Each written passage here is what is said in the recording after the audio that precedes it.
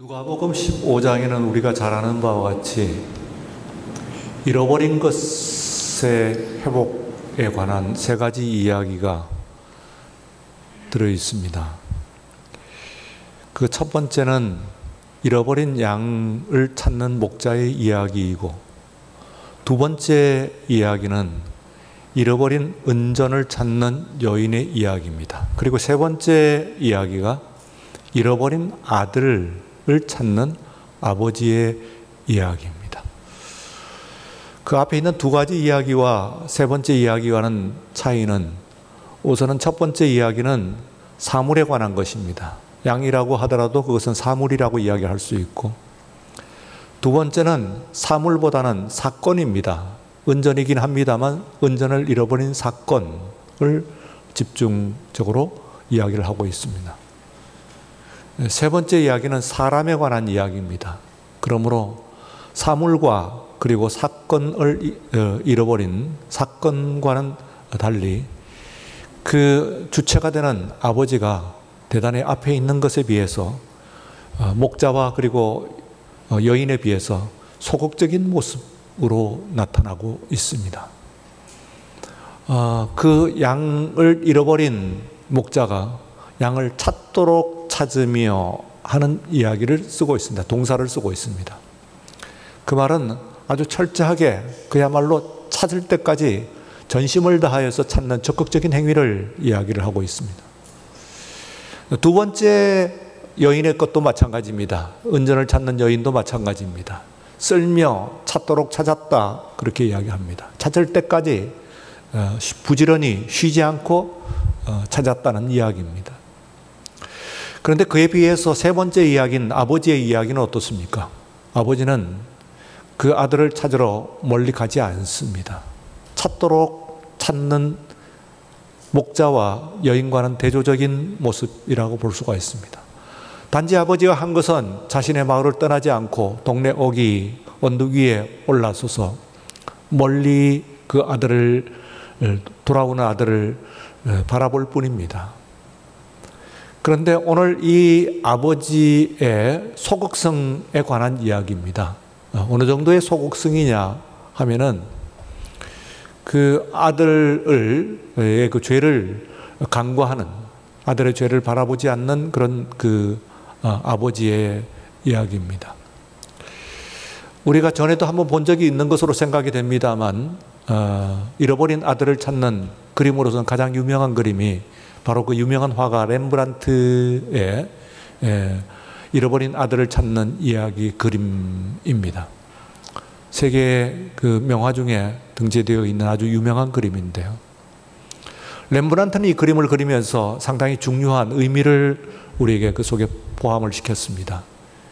우선은 그 아들의 발입니다. 보면은 한쪽은 아예 벗겨졌고 신발이, 그리고 한쪽은 그 뒤축이 완전히 나가고 그 발의 뒤축이 보여지는 그런 모습입니다. 그 아들이 지금까지 아버지에게 올 때까지 얼마나 그 세상에서 고생을 했는지 하는 것들을 여실히 보여주는 그런 모습이라고 볼 수가 있습니다. 헤어진 그런 그의 옷뿐만 아니라 머리카락을 보시면은 아주 독특한 그런 모습입니다. 분명히 아무리 고생을 했다고 하더라도 아버지와 아들은 세대 차이가 있을 것인데요. 그 아들은 거의 머리가 벗겨진 상태입니다. 그 아버지의 그 아들인데, 아버지는 아직까지 그 은발이라고 하더라도, 샘목 머리카락이라고 하더라도 머리카락이 아직 남아 있습니다. 그러나 아들은 어떻습니까? 뒷머리를 보시면은 거의 그 아들이 벗겨진 머리를 볼 수가 있습니다. 우리가 그 머리카락이라고 하는 것이 험한 그리고 고생스러운 삶을 살게 되면 그만큼 그 유지하기가 어렵은 것은 알고 계시죠. 그 아들이 바깥에 나가서 얼마만큼 고생을 했는지 하는 것을 보여주는, 여실히 보여주는 그런 대목이라고 볼 수가 있습니다. 그와 함께 아버지의 모습도 우리가 주목을 할 만합니다. 렘브란트는 아주 중요한 그 그림에 대조를 보여주는데, 그것이 바로 아버지의 손이라고 이야기합니다. 여러분들이 보시는 데 가서 자세히 보시는 것은 쉽지 않습니다만, 아버지의 손 가운데 한 손은 보시는 왼편에 있는 왼쪽 손입니다. 왼손에 있는 손은, 아버지 왼쪽 손은 남자의 손으로 되어 있습니다. 아버지의 손이 맞죠. 근데 그에 비해 가지고 그 오른손은 여성의 손을 그리고 있습니다. 곧 어머니의 어머니의 그 손을 넣고 있는 것이죠. 그래서 그 아들을 낳는 아버지가 아버지의 마음과 함께 어머니의 마음을, 그 부모의 마음을 함께 대변하고 있는 것이라고도 볼 수가 있고, 한편에 있어서는 그 아들을 낳는 어머니와 같은, 어떤 의미에서는 그 여성의 손을 가지고 통해서 아버지의 소극성이라고 합니다. 그럼 아버지의 적극성과 소극성이라고 하는데, 사실상에 있어서는 저 어머니의 손이야말로, 곧 기다리시는 아버지야말로 더 적극적인 그런 기다림이다. 아버지의 사랑이다. 그렇게 이야기할 수가 있습니다. 곧 아버지의 사랑 때문에 저 적극성이라고 하는 것을 이야기를 할 수가 있는 것이죠. 오늘 우리가 읽은 창세기 본문 가운데서도 참 우리가 읽어가면서 난해한 그런 본문이라고 볼 수가 있습니다. 이야기의 전말은 여러분들이 대부분 알겠습니다만 다시 한번 설명을 드리면 이렇습니다. 이삭은 그의 아내 리베가를 통해 가지고 자녀를 낳았는데 단 한 번만 낳은 것으로 나타납니다. 혹 다른 자녀들이 그 뒤에 있었는지 모르지만 성경 가운데는 나타나지 않습니다. 그 이삭의 아버지 아브라함이 그 이삭을 낳고, 그리고 또한 다른 이스마엘을 낳았던 것과는 대조로, 또 그의 아들 야곱은 12명의 아들을 낳았습니다. 또 딸도 디나라와 같은 딸을 낳았던 것과 대조적으로 이 야곱과 그리고 리브가 사이에는 단 한 번 자녀를 낳는 것으로 나와 있습니다. 그런데 그것은 그때 한 번 낳는 것이 쌍태, 곧 쌍둥이입니다. 그런데 운명적으로 이 두 아이가 태 속에서도 이미 다투는 그런 것을 여실히 그 어머니가 느낄 수가 있었습니다. 그리고 태어난 모습도 또한 다투는 모습이었습니다. 그 앞에서 먼저 태어나는 그 에서는 보니까 피부가 아주 붉고, 그리고 거칠거칠한 그런 모습, 털이 많다고 그러는데 어린아이가 벌써 태어나면서부터 털이 있는 그런 모습이니까 얼마나 특별히 거친 야성을 지닌 그런 모습으로 태어날 때부터 그렇게 태어났습니다. 문제는 두 번째 태어난 아기입니다. 그냥 두 번째 태어나는 이 쌍둥이가 그냥 태어났으면 모르겠는데, 거의 앞에 있는 먼저 태어난 에서의 발목을 붙잡고 태어납니다. 아주 특이한 그런 모습으로 출생을 하게 되는 것입니다.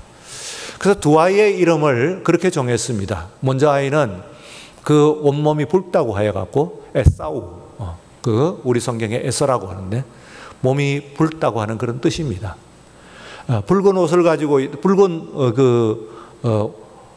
피부를 가지고 있다, 그런 뜻입니다. 그리고는 이제 두 번째 아이는 발목을 잡았다 하는데 그 야콥이라고 하는 이름을 붙였습니다. 우리 성경의 야곱입니다. 실제 이름은 탈취했다, 그런 뜻입니다. 탈취했다. 그런 특이한 이름, 두 형제가 다 아주 특이하게 출생을 했는데, 그 출생을 하면서 두 형제가 다 특이한 이름을 가지고 태어나게 되었고, 그리고 또한 자라는 그 과정 가운데서도 또한 그 이름 값을 했다고 그럴까요? 이름에 걸맞는 그런 인생을 살게 됩니다. 큰아들 에서는 나중에 정착한 땅이 그 붉은 흙을 가지고, 철분이 많아서 그렇습니다. 붉은 흙을 가지고 있는 붉은 지대에 쏘다니면서 사는 그런 운명을 갖게 됩니다. 그에 비해서 야곱은 그의 형뿐만 아니라 또한 그가 특별히 살아가면서 나중에 바단 아람이라고 하는 외삼촌 집에 갔는데요. 그 집안에서 있는 모든 그 딸들과 그리고 재산들 이런 것들도 또한 그가 움켜쥐는 그와 같은 삶을 살게 되어서 운명적으로 그들에게 붙여진 그 두 가지 이름이 그야말로 그들의 삶의 모습이 되었다. 그렇게 생각할 수가 있습니다.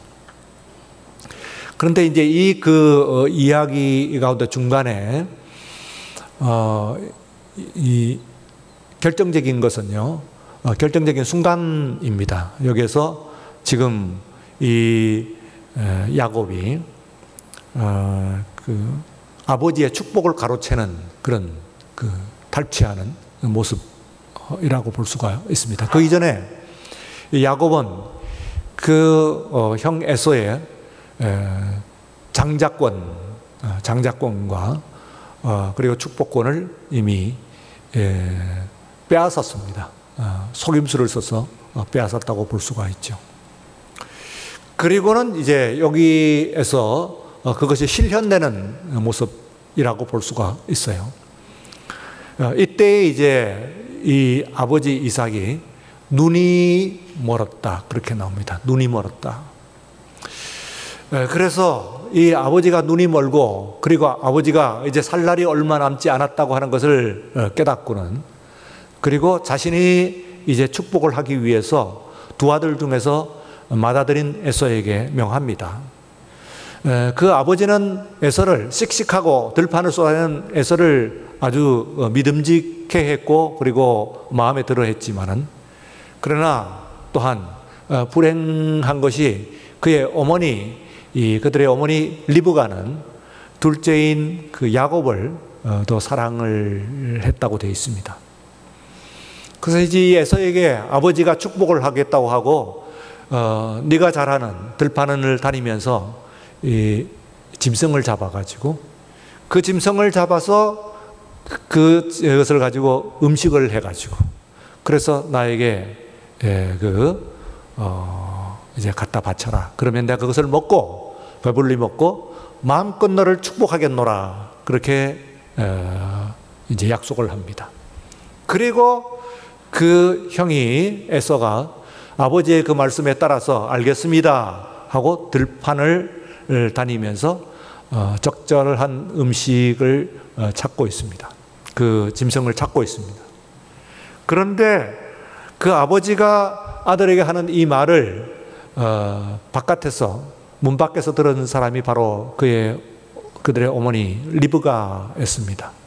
그 리브가가 야곱을 불러가지고 이러기를 이제 내가 아버지에게 듣자 하니까 내 형을 지금 보냈는데 형이 사냥한 짐승을 음식으로 해서 만들어서 먹고 그리고 또한 아버지가 그 에서에게 형에게 축복을 하겠다고 하니까 형이 오기 전에 내가 염소 2마리 새끼 염소 아주 연한 맛있는 새끼 염소 2마리를 가지고 음식을 해줄 테니까 너는 그걸 가지고 들어가서 아버지는 눈이 어두우니까 그 형이 오기 전에 네가 축복을 받아라 해서 이번에는 그 아버지의 축복을 탈취하는 데 있어서 어머니 리브가가 공모를 합니다. 아니 주도를 하는 것이라고 볼 수가 있죠. 만약에 그때 그 어머니가 없었다고 한다면 야곱은 그 사실을 알지 못했을 것이고 그리고 역사는 달라졌을 것이라고 할 수가 있습니다. 어머니의 인도대로 시키는 대로 이제 그 어머니가 염소를 가지고 음식을 만들었고 뿐만 아니라 이제 한 가지 걱정이 됩니다.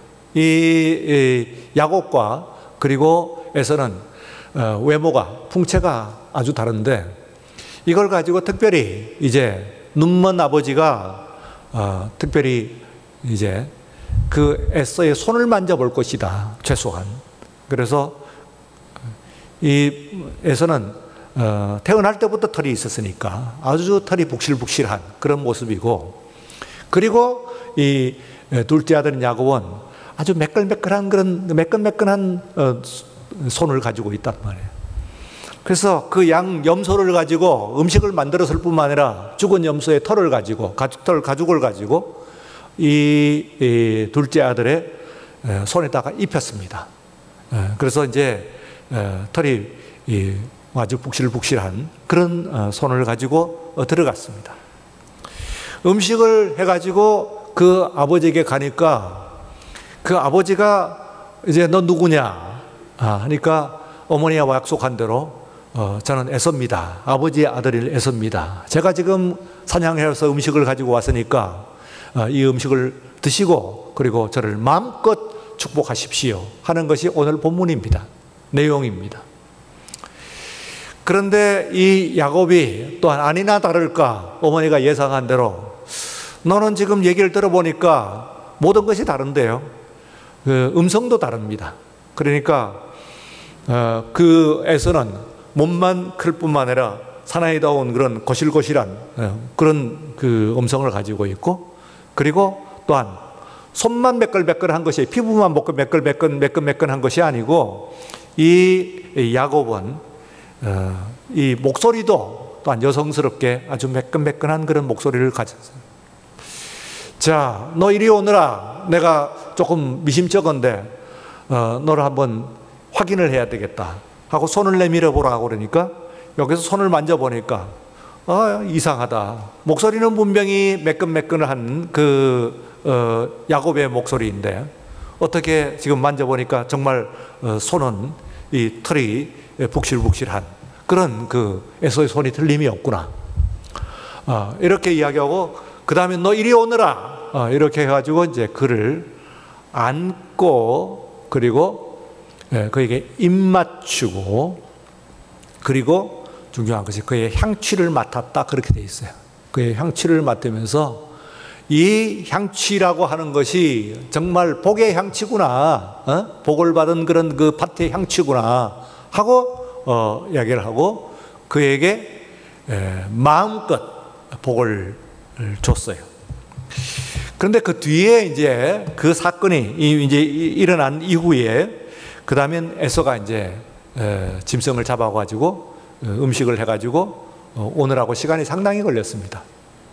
그래서 아버지가 갖다 주니까 아버지가 깜짝 놀라면서 이삭이 깜짝 놀라면서 합니다.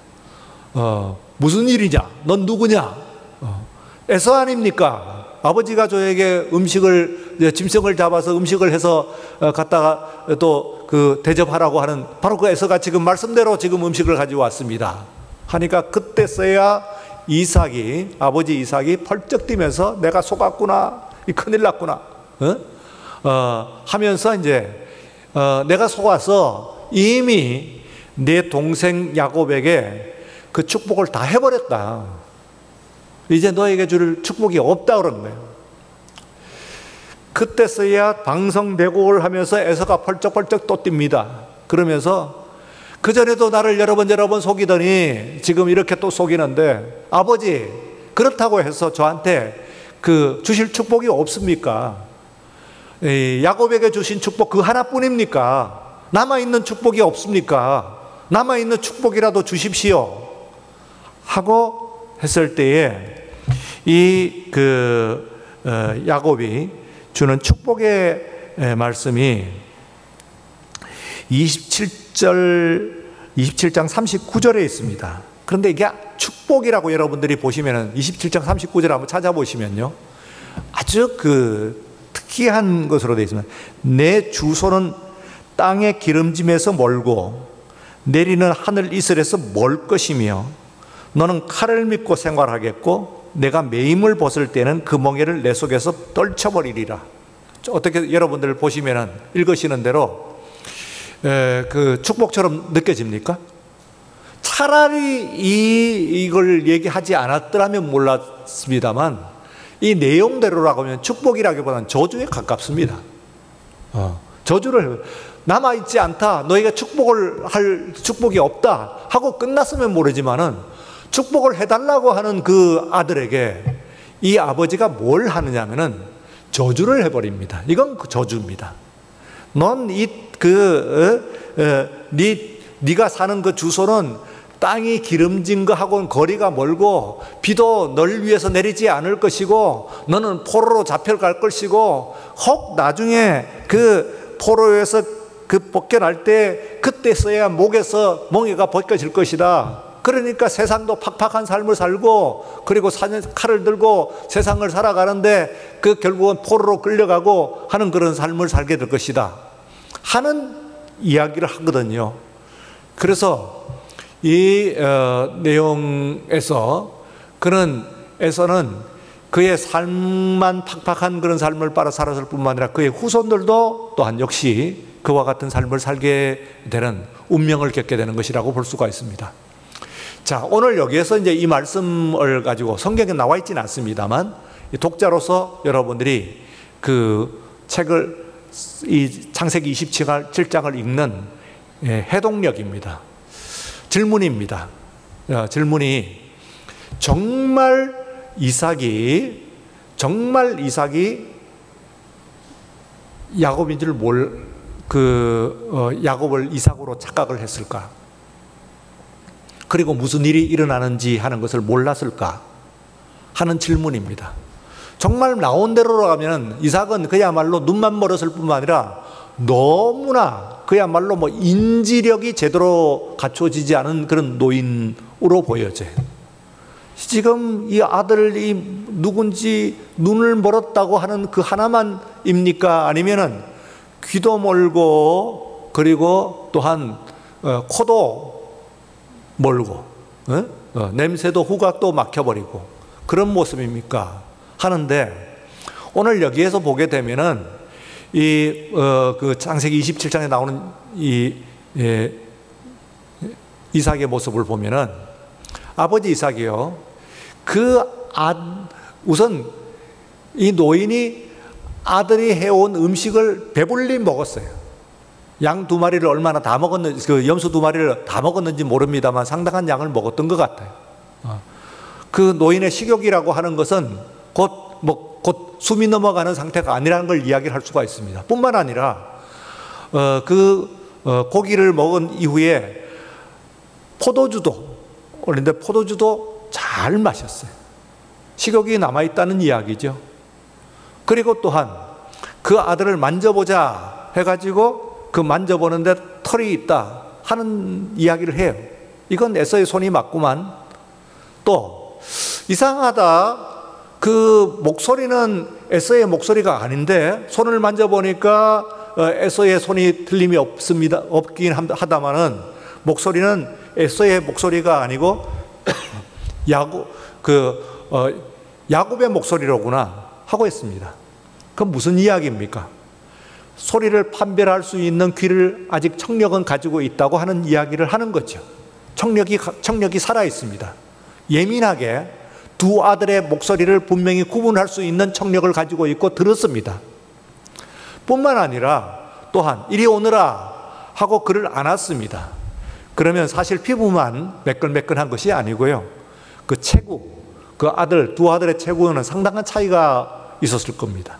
그러면은 그 단단한 근육질의 큰 육체를 가지고 있는 그 아들을 안는 것과 그리고 둘째 아들 매끈매끈한 피부를 가지고 있는 왜소한 체구를 가지고 있는 야곱을 안는 것과는 상당한 차이가 있어요. 안아보면 금방 아는 겁니다. 뿐만 아니라 또 어떻습니까? 그 향취를 맡았어요. 그래서 이거 지금 이 야곱의 향취를 맡았다고 하는데요. 사람에 있어서의 그 채취, 곧 사람의 그 몸에서 나는 본능적으로 몸에서 나는 그런 채취도 있고 그리고 생활의 그 모습 때문에 날 수가 있습니다. 집에만 있는 그 아들의 이 몸에서 나는 냄새와 그리고 들판을 쏘달리는 그런 이 에서의 향취가 몸에서 나는 냄새가 채취가 같을 수가 없어요. 그런데 뭐라고 그러냐면은 이 축복을 하기 전에 이삭이 이 둘째 아들의 향취를 맡으면서 이 향취는 하나님의 복의 향취다 이런 이야기를 해요.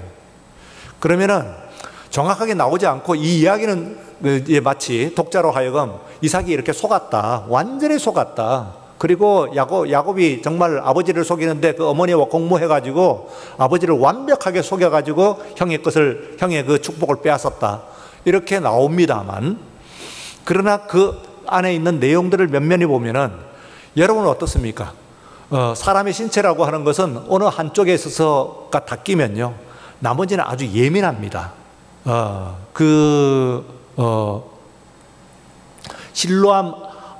실로암 안과병원이라고 있잖아요.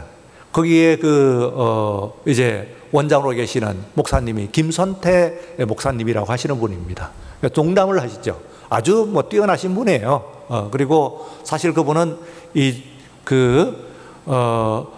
각막, 그러니까 말하자면은 앞을 못 보는 사람들이요, 수술을 해가지고 볼 수 있는 사람이 있고 수술을 해도 못 보는 사람이 있대요. 다시 말하면 뒤에 있는 시신경이 죽어 있을 때는 망막을 이게 재생한다고 해서 볼 수가 있는 것은 아니지. 그런데 그 김선태 목사님은 사실은 수술을 하면 볼 수가 있답니다. 그러니까 그분이 지금까지 개안 수술을 해가지고 사람을 눈을 뜨게 한 것이 말이에요, 10만 명이 넘는다고 그러거든요. 그렇게 많은 사람을 낫게 했을 때 자기 하나 못 하겠어요? 하려고 들면은 가능한데. 그런데 그렇게 되면은, 자기의 눈을 뜨게 되면은, 그러면은 다른 사람에게 아픔을 줄까봐 이제 70이 넘으신 분이요, 개안 수술을 하지 않으십니다. 앞을 못 보시죠. 근데 그 대신 다른 것들은 영어도 잘하시고 일본어도 잘하시고 하여튼 아주 대단히 뛰어나신 그런 분이십니다. 근데 그분이 이제 농담을 자주 하는 농담 중에서, 아이고 잘생겼네, 지난번보다도 더 좋아진 것 같아, 이런 농담을 하십니다. 그래서 순수하게 그냥 깜짝 놀랐죠. 앞에 있는 사람이. 제가 보이세요? 수술을 하셨어요? 이러니까 아니야. 그런데 진심으로 이야기를 해본 분들이 느껴진대요. 그 사람의 목소리를 듣게 되면은 눈이 감겨진 사람들은 건강 상태뿐만 아니라 그 사람이 어떤 외모를 가지고 있는지도 거의 감을 잡는다는 거예요. 그러니까 그 얘기는 무슨 이야기입니까? 어느 한 감각기관이 닦여지게 되면, 특별히 그 중에서 눈이 닦여지게 되면요, 시력이 닦여지게 되면은, 그러면 다른 짓들 굉장히 예민해집니다, 사실은. 냄새를 맡는다든지 만져본다든지 목소리를 듣는다든지. 그런데 실제로 이 본문 가운데서는 힌트를 주고 있어요, 독자들에게. 그게 이제 독자들에게 주는 힌트입니다. 이 책을, 27장을 읽는 힌트를 우리에게 주신 거예요. 그 힌트가 뭐냐 하면은, 자, 이게 지금 야곱이 말이에요, 지금 이렇게 속고 있어. 완전히 속고 있어. 그런데 잘 먹잖아요. 음식도 잘 먹고 포도주도 마시고 손도 만져보자 그래갖고 이건 맞다고 그러고 냄새도 맡고 그리고 다 한단 말이야. 그리고 끌어안아 보고 이게 다 한다고요. 그러니까 다시 말하면 그가 시력이 닦여 있는 사이에서 청력이라든지 혹은 후각이라든지 혹은 미각이라든지 혹은 촉각 할 때 우리가 이야기하는 오감 중에서 그게 말이에요, 모든 것이 살아있어. 단지 하나만 어디가 닦여 있어요? 시력만 닦여 있어요. 그리고 나머지는 살아있다는 것을 본문이 이야기를 하고 있어요. 그걸 굳이 이야기를 합니다. 다 포함을 시켜갖고 다 이야기를 했습니다. 그리고 이제 질문을 하는 거예요, 여러분들에게. 이걸 통해서 야곱이 정말 몰랐을까? 이삭이 정말 몰랐을까? 아버지가 정말 완전히 속은 것일까? 하는 이야기예요.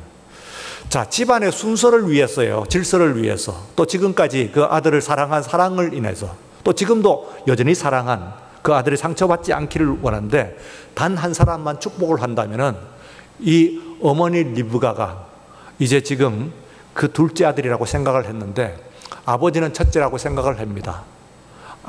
첫째가 맞고 그 다음에 속았다는 걸 알고 펄쩍 뜁니다. 그런데 그 뒤에 있는 그 과정에서 모습이나 그 뒤에 뒤에 온 첫째 아들에게 준 그 축복이라고 하는 저주입니다. 그야말로 축복이라고 하는 저주. 이걸 생각을 해봤을 때 전체를 모아가지고 생각했을 때 이게 과연 아버지의 그 진심이 어디에 있느냐 하는 것을 생각을 해볼 수가 있어요. 그 말하자면은 지금 둘째 아들이 하나님의 안목에서 둘째 아들이 더 적임자라고 하는 그것을 아버지도 알긴 아는 거예요. 다만 아버지와 아들과의 관계 그리고 집안의 질서 이런 것을 통해 가지고 아버지는 눈을 감고 있습니다. 어쩌면요 우리는 하나님을 아버지라고 부르는데 그렇죠. 하나님이 여러 가지 이름을 씁니다만 가장 하나님의 그 대명사는 아버지입니다. 아버지. 그렇다고 한다면 성경에 나와 있는 아버지들은 어떻게 나와 있느냐? 아브라함도 아버지였고 이삭도 아버지고 나중에 야곱도 아버지입니다. 그런데 그 아버지들 아버지가 됨 물론 그 속에서 렘브란트의 그림과 같이 아버지됨 속에는 어머니도 있는데요. 그 아버지가 억압적이고 뭐 이렇게 하는 그런 것보다는 어머니의 손, 그 렘브란트의 어머니의 손처럼요. 그리고 누가복음 15장에 있는 그 기다리는 아버지처럼 수동적인데 소극적인데 사실은 누가복음 15장에 있는 그 세 번째 이야기가 가장 적극적인 거예요. 그렇죠. 왜요? 사람이기 때문에 그렇지. 사물을 대하듯이 그리고 어떤 사안을 대하듯이 그렇게 할 수가 없는 것이지 사람은. 그냥 지금 제가 그 그림 하나를 우리가 잘하는 그림을 한 번 더 감상을 하고 말씀을 맺을까 합니다. 그 문을 두드리는 예수님인데요. 이 버전이 얼마나 많으냐면 100개도 넘어요. 여러 가지 그림으로 막 그려놨어요. 뭐 동양화로도 그리고 뭐 만화로도 그리고 뭐 하여튼 여러 가지 그림. 워낙 유명한 그림이에요. 저 그림이에요. 그래서 아마 100개도 넘을 겁니다. 문을 두드리는 예수님 저 그림은요. 요한계시록 3장 20절에 있는 말씀을 가지고 이제 그리는데 그런데 여러 가지 버전 100개도 넘는 버전이 있습니다만 공통점 아무리 많이 그래도 공통점이 하나 있습니다. 저 그림에 중요한 공통점이 있어요. 어느 그림이든지 반드시 담고 있는 그 공통점이 있어요. 그게 뭐 같아요? 저 문은요 문고리가 없습니다. 문고리 바깥에 잡아당길 수가 없다 그 말이지. 예. 그 안에 내가 있어요. 여러분이 있어요. 예수님이시라면은 능력 우리가 뭐라고 그래요? 하나님을 전지전능하시고 무소부재하신 능력 많으신 하나님 그러잖아요. 그러면 저 문을 문고리 잡고 못 당길까요? 아니 문고리 없다고 그래서 부수고 들어가시는 못 들어가실 것 같아요. 혹은 부수고 아니라도 그냥 뚫고는 못 들어가세요? 들어가십니다. 그렇지요? 문. 그런데 뭘 하세요? 지금 저기 그 문을 계속 두드리고 있는데 저게 조금만 두드리는 것이 아니고 조금 탔다가 더 이상 못 참겠다 하고 부수는 것이 아니고 계속 두드리고 계신 거예요. 왜 그런 줄 아세요? 안에 있는 것이 사람이기 때문에 그래요. 아들이기 때문에 그렇단 말이에요. 자녀이기 때문에 그래요. 예? 다시 말하면 저것은요 사람 대접하시는 거예요. 소극적이라고 하는 것은요 우리 하나님의 소극성이라고 하는 것은요 하나님의 사랑입니다. 그리고 그것은 하나님의 우리 아버지 하나님의 우리를 향한 여러분들을 향한 사람 대접이에요. 그렇죠. 우리가 신문지상에서 아버지가 아들 뭐 어쩌게 하라고 그러면서 내 자식이니까 잘 되라고 뭐 이러면서 그냥 강압을 가지고 하는 수가 많잖아요. 그런데 오진 아버지는 어떻게 해요? 아들을 자녀를 사람 대접하게 될 때는 어떻게 해요? 기다려야 되지. 이게 지금 상할 수가 없단 말이에요. 이건 은정 같은 물건도 아니고 양 같은 짐승도 아니요. 사람이요. 그러니까 사람 대접을 해야 되죠. 그래서 이 야곱이요. 나중에 돌아오면서 감사를 합니다. 근데 이게 지금 감사를 할 것이 없거든요. 야곱은 지금 형한테 뺐다는데 아버지도 뺏기고 어머니도 뺏기고 그리고 빈몸으로 쫓아나왔기 때문에요. 축복이라고 할 때 아버지 집도 아버지 보화도 다 형이 가졌어요. 형이 다 가진 거예요. 아브라함이, 저 할아버지 아브라함이 그 조카 롯을 구할 때 집에 있는 사병을요, 데리고 갔는데 318명이라고 되어 있습니다. 318명. 기억하시죠? 그런데 나중에 에서가 그 야곱을 맞으러 온다고 그럴 때 야곱이 들어보니까 형이 데리고 오는 사람이 400명이라는 거예요. 그래서 조금 더 크죠. 근데 그 정도 수준이에요. 그 무슨 얘기냐면 집에 있는 장정만 그 정도 수준이야. 300명, 400명 수준이에요. 300명, 400명 수준. 그러니까 굉장히 큰 집안이거든요. 이 집안이 우리가 생각할 때 뭐 야곱만 있고 뭐 이런 게 아니에요. 그러니까 그때에 야곱 에서가 있고 아버지와 어머니만 있어갖고 네 사람 사이에서 일어난 일이 아니에요. 그 집안에 사람이 버글버글 하는 거예요. 그 집안에요. 그럼 확인하려고 하면 얼마든지 확인할 수가 있어요. 이거요. 안 해요. 왜? 지금요, 아버지의 묵시적인 동조입니다. 이거예요. 그리고 그건 뭘 하냐면은 야곱은 감사할 줄 아는 사람이에요. 감사할 줄 아는 사람. 나중에 돌아오면서요, 자기 인생 욕하지 않아요. 자, 감사는 사안으로만 합니다. 오늘 제가 드리는 말씀은 이거예요. 여러분, 자기의 인생 전체를 놓고요, 그걸 가지고 감사할 줄 알아야 돼요. 그걸 가지고 그렇게 원통하고 분한 것으로 생각하면 안 돼요. 내 것은 나는, 내 인생은 탈취한 빼앗긴 인생이다. 그렇게 생각하면 안 돼요. 그랬을 때에 아브라함에게 축복이 옵니다. 오늘 여러분들을 살 때 상실감 참 많이 느낄 거예요. 저도 느껴봤어요. 여러분들도 느껴봤죠. 또 저로 인해서 다른 사람도 상실감을 느꼈으리라고 생각을 하는 부분이 있어요. 아마 이렇지 않았을까, 뭐 이런 것들이 있어요. 그런데 그거 뛰어넘어야 돼요. 여러분들의 인생은요, 탈취당한 상실한 인생이 아닙니다. 우리 하나님께서 채워주실 것입니다. 지금 부족한 것도 채워줄 줄 아는 믿음으로 사시는 우리 모든 성도 여러분 되시기를 주의 이름으로 축원합니다. 거룩하신 하나님 아버지 감사합니다. 맥주 감사 주일, 우린 농부 아닙니다만 보릿단을 거두는 농부의 심정으로 오늘 우리의 삶을 바라봅니다. 이게 뭐 있습니까? 더구나 이 어려운 상황 속에서 우리가 감사할 것이 무엇이 있습니까? 네.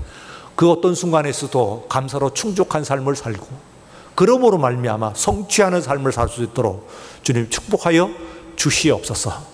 오늘 이 시간 중간에 감사를 드림으로 말미암아 지나간 인생도 감사의 제목이었거니와 나머지의 반년도 감사로 이어지는 나날이 될 수 있도록 축복하여 주시옵소서. 예수님 이름으로 기도리옵나이다. 아멘.